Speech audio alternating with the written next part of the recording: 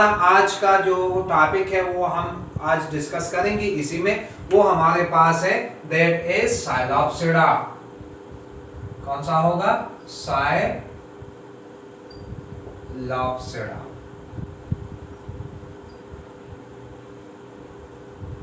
ठीक है। So division या फाइलम हमारे पास है ट्रैक्यूफाइटा या ट्रैक्यूफिटा, और इसका सब फाइलम या सब डिवीजन हमारे पास क्या है? साइलोप्सिडा है। अब इसी की मेन कैरेक्टर पढ़ेंगे इसी साइलोप्सिडा के। ठीक है। सो यहाँ पे साइलोप्सिडा,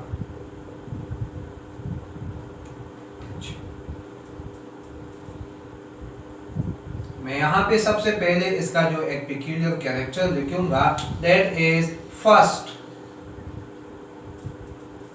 अब फर्स्ट क्या है ये, या मैं ब्रैकेट्स में लिखता हूं प्रिमिटिव। ठीक है। सो ये हमारे पास इसमें प्रिमिटिव वाले कैरेक्टर कौन से हैं? जो मोस्ट प्रिमिटिव है या फर्स्ट जो ये डेवलप होगा that is the vascular or ट्रैक्यूफाइट्स।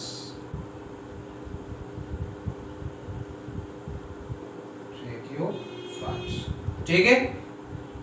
अच्छा, मोस्ट प्रिमिटिव स्पोरोफाइट। तो स्पोरोफाइट में मोस्ट प्रिमिटिव वाले कौन से कैरेक्टर इसके हैं? वो हमारे पास इसमें दो है, दैट इज डोमिनेंट, ठीक है, एंड इंडिपेंडेंट। अच्छा, इनसे पहले हमने पढ़ा था, ये मैंने पहला वाला लिखा दैट द मोस्ट प्रिमिटिव। अगर क्वेश्चन आ जाए the most primitive vascular plants तो वो कौन से होंगे? That will be the psilopsida members. Psilopsida लिखा है, फाइलम का नाम लिखा है, सब फाइलम का नाम लिखा है, या इसमें एग्जांपल लिखे हैं, एक ही बात है, या डिफरेंट एग्जांपल दी है, एक एग्जांपल इसी की दी है, तो आप वो टिक करेंगे that is the most primitive vascular plant example. ठीक है। या स्पोरोफाइट। इनसे पहले हमने जो ब्रायोफाइट्स पढ़े थे, ब्रायोफाइट्स में ये था कि उसका गेमेटोफाइट डोमिनेंट था और स्पोरोफाइट उसका डिपेंडेंट था for food on the gametophyte. लेकिन यहां से टोटली इंडिपेंडेंट स्पोरोफाइट स्टार्ट होते हैं। तो अगर क्वेश्चन आ जाए कि द इंडिपेंडेंट स्पोरोफाइट स्टार्ट या the most primitive independent sporophyte, मतलब वो अपने लिए फूड खुद ही बना सकता है, so that will be the member of psilopsida. ठीक है, ये वाले हो गए।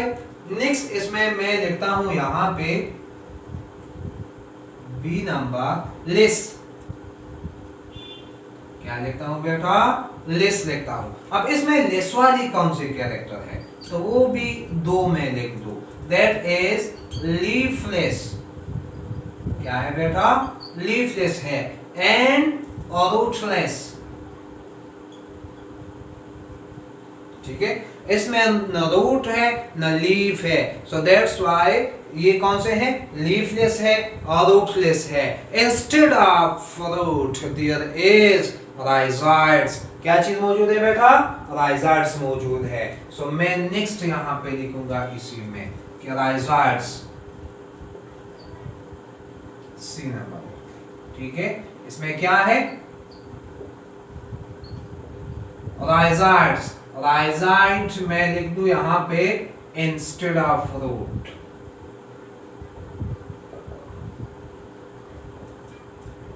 इंस्टेड ऑफ फ्रूट क्या चीज है? राइजोइड्स है। अब राइजोइड का क्या काम है? The function is the same as that is perform by the roots, so that is the anchoring, that is the support as well as the absorption. तो मेन काम इसका क्या हुआ? That is absorption of nutrients from the soil for the developing of sporophyte. ठीक है। Now next इसमें मैं लिख दूं स्टेम। स्टेम में भी कैरेक्टर मौजूद है, वो देखते हैं स्टेम। अच्छा, स्टेम में पहले स्टेम में लिख दूं टाइप्स। ठीक है। स्टेम टाइप्स हमारे पास इसके होंगे 2। अब वो कौन से 2 है वो भी सुन ले। ठीक है। That is rhizome and dichotomous.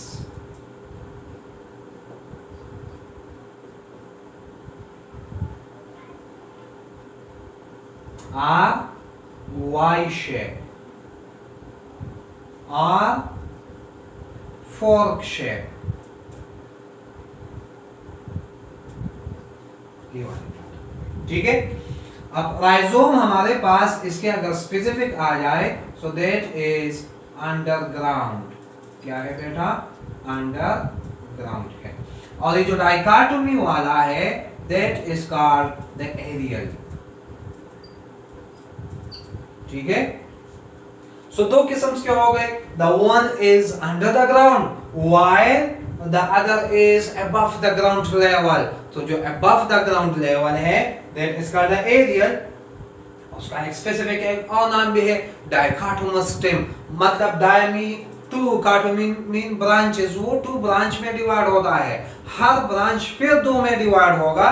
So they look like a Y letter. जो हमारे पास इंग्लिश वाई लेटर है उस जैसा दिखाई देता है। That's why this is also called Y shape or also called the fork shape। जो आपने fork देखा है, tuning fork है या जो भी fork हम यूज करवाते हैं। सो दो जो शाखे होते हैं, दो शाखे मतलब इसके दो ब्रांचेस होंगे। So that is dichotomous. ठीक है। So rhizomatic stem and the aerial stem. Rhizomatic is also called the underground, the subterranean भी बोलते हैं। ठीक है। That is also called the subterranean stem. तो ये इसके दो हो गए। चलो मैं यहाँ पे बना दूं इसका डायग्राम छोटा सा। ठीक है। तो ये हमारे पास इसका है ग्राउंड, ये ग्राउंड लेवल है या सरफेस है। ठीक है। यहाँ पे हमारे पास क्या है? स्टेम है। और सबटेरेनियन जो अंडरग्राउंड स्टेम है, ऐसे इरेगुलर। ठीक है। So that is called rhizome. Rhizome. ठीक है। अच्छा, इसकी प्रॉपर्टी ये है, नाउ दिस इज राइजोइड्स। ये डिस्कस करते हैं। और यहाँ पे ये क्या हुआ? Now this is the dichotomy. आप देखिए बेटा, now this is the dichotomy. Y shape है। Now this is the fork shape, Y shape. मैंने पहले भी कहा कि इसके बाद जितनी भी ब्रांचेस होंगी वो भी दो दो होंगे, वाई शेप आएंगे। मैंने ये कहा कि now each branch will bifurcate, मतलब विल डिवाइड या will form two new branches. मतलब ये हुआ कि अब ये वाला है, अब इसकी भी ऐसे दो बनेंगे। ठीक है। इसकी भी ऐसे दो बनेंगे। फिर ये वाला है, इसके दो बनेंगे इसके। ठीक है। तो every branch then further divide into two. मतलब ये है कि हर एक वाई शेप मैनर में चला जाएगा। That is the fork shape, Y shape. और ये किसकी प्रॉपर्टी है बेटा? That is the property of the aerial stem. ठीक है। अब मैंने राइजोम यहाँ पे राइजोम भी लिखा, ये लिख दिया। अब ये राइजोइड्स यहाँ पे लिखे हैं। सो ये भी क्वेश्चन आ सकता है, the rhizoid develop from what? ये किन से डेवलप होंगे? From the aerial stem or from the rhizomatic stem. So now here is clear, the rhizoids will develop from rhizomatic stem. अच्छा, ये भी क्वेश्चन है कि वो ऊपर वाले से एराइज होंगे या लोअर सरफेस से। So it will develop from the lower surface of rhizome. अच्छा, from the upper surface of rhizome develop the aerial stem. ये भी क्वेश्चन है कि the aerial stem arise from in the Psilopsida member, so that is arise from the rhizome। जो underground stem है उनसे arise होंगे। ठीक है। सो यहाँ पे ये सब पॉइंट क्लियर हो गए। ये सब एमसीक्यूज वाले पॉइंट है बेटा। मैंने 4-5 पॉइंट इसी में ही बता दी, इसी डायग्राम में ही बता दिए। ठीक है। तो मैंने यहाँ पे स्टेम स्टार्ट किया था, स्टेम के साथ टाइप्स लिख दी। अब मैं स्टेम यहाँ पे वापस लिखूंगा इसके बाद। ठीक है। स्टेम में एक पॉइंट है ब्रांच एंड अनब्रांच। अब स्टेम ब्रांच भी हो सकते हैं और स्टेम अनब्रांच भी हो सकते हैं। That is branched and unbranched. अच्छा, अब आपको पहले कहा कि हमारे पास जो स्टेम है वो 2 टाइप्स के हैं, इस वजह से इसमें यहां पर भी डाइवर्सिटी है। अब राइजोमेटिक स्टेम और एरियल स्टेम, तो हमारे पास जो ब्रांच है वो एक्चुअली कौन सा है? That is the aerial stem. ठीक है, जो वाई शेप बनाएगा, और जो अनब्रांच है दैट इज राइजोमेटिक स्टेम। बात क्लियर हो गई बेटा आपको? आप देखिए, this is the irregular but not a branch. Rhizome जो है, rhizomatic stem is unbranch, while the aerial stem is a branch, that is the Y-shaped branch, dichotomy बना देगा।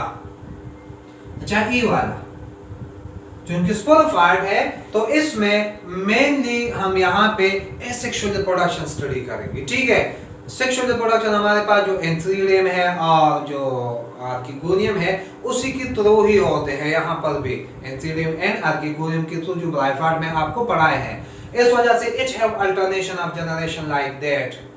जिस तरह gametophyte will form sporophyte, sporophyte will form gametophyte, तो वही बात इसी में भी होगी, लेकिन मैं यहां पे एसेक्सुअल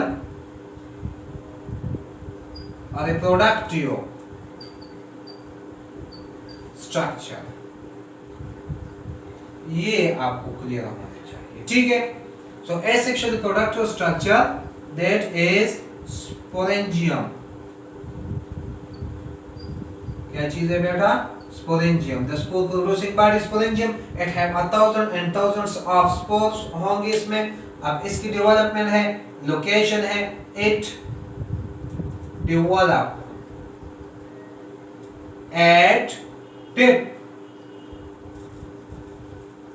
of dichotomy। इसका क्या मतलब हुआ? ठीक है, it develop at tip of dichotomy। चलो मैं इसी में आपको दिखा दूंगा।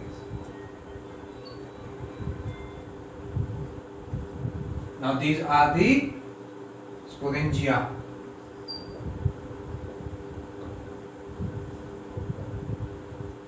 ठीक है, आपको पहले भी कहा as this is the sporophyte, इसकी मेन जो डोमिनेंट जनरेशन है वो क्या है? स्पोरोफाइट है। तो स्पोरोफाइट में यहाँ पे क्या है? इस पे ये एसेक्सुअल बॉडी जो स्पोरेंजियम है वो डेवलप होंगे।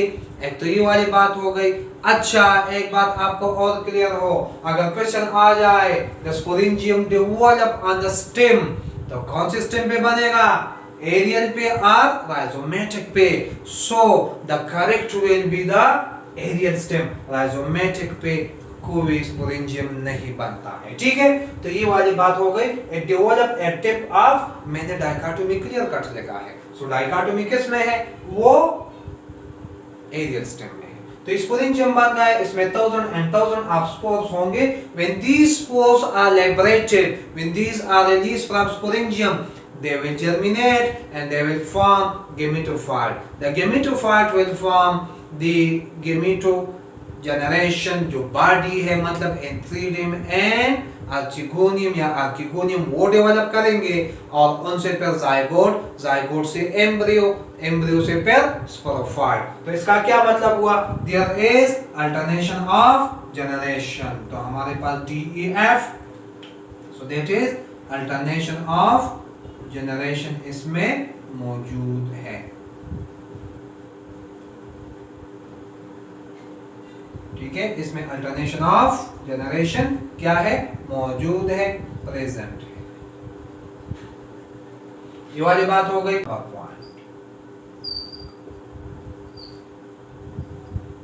That is the example. ठीक है, अच्छा, इसमें ये है कि दोनों होंगे। मैं यहां पे सबसे पहले लिखता हूं फॉसिल्स, नहीं लिविंग लिखता हूं।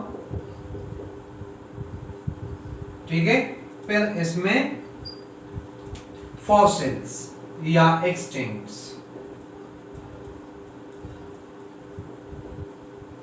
एक्सटिंक्ट्स।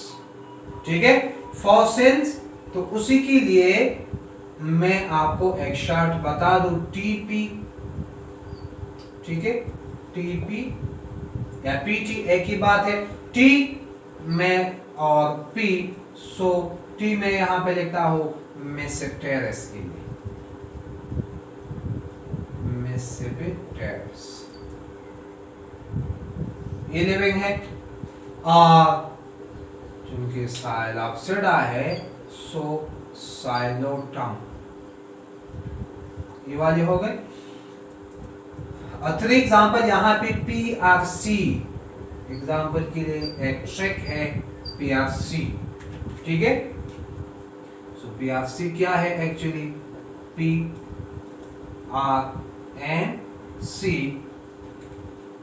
so this is Xylophyton, Xylophyton, this is Arenia,